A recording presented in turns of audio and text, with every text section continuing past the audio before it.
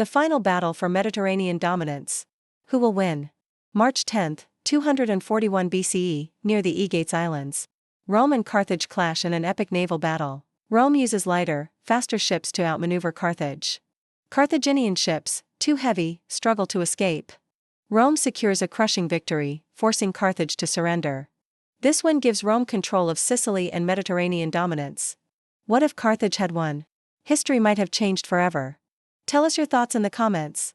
In 1941, World War II was at its peak. The US passed a game-changing law, the Lend-Lease Act. This law allowed the US to supply weapons and resources to allied nations. The main beneficiaries were the UK and the Soviet Union. Instead of selling, the US lent weapons. They expected them to be returned or compensated later. This law helped Britain hold off Germany. It also strengthened the Soviet Union against the Nazis. But not everyone agreed with this policy. Some in the US feared it was dragging them into war. In the end, Lend-Lease helped the Allies win World War II. On March 12, 1930, one man took a historic step. Mahatma Gandhi began the legendary Salt March. He walked 385 kilometers with 78 followers to defy the British salt tax. Thousands joined, turning it into a mass protest.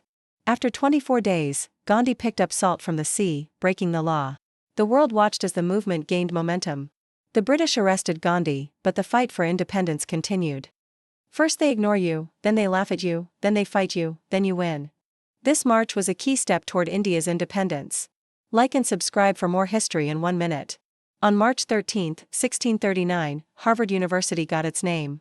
It was originally called New College. John Harvard donated half of his wealth and 400 books. To honor him, the school was renamed Harvard College. Founded in 1636, Harvard became a top university. It has produced 44 Nobel laureates and 8 U.S. presidents. Harvard also has the world's largest university library. Today, we remember the day Harvard got its name. Today, March 14th, a groundbreaking invention received its patent. On this day in 1794, Eli Whitney patented the cotton gin. This machine made it easy to separate cotton fibers from seeds. Thanks to the cotton gin, cotton production skyrocketed in the U.S. But unfortunately, it also increased the demand for slave labor. As cotton farming expanded, more enslaved people were forced to work.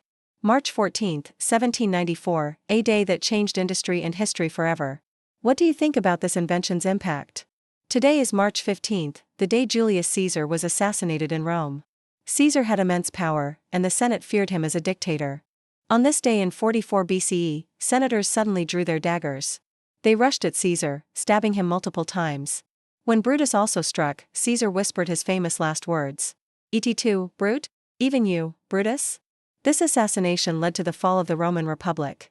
And from its ashes, the Roman Empire would rise. March 15th became known as the Ides of March. A day of fate for Julius Caesar. Everyone, do you know when our journey to space truly began? On March 16, 1926, Robert Goddard launched the world's first liquid-fueled rocket. Until then, only solid-fuel rockets had been used. But Goddard's invention made rockets fly farther and faster. This small launch laid the foundation for space exploration. Thanks to this, we eventually reached the moon and beyond. Today's NASA and SpaceX owe their progress to Goddard's first rocket.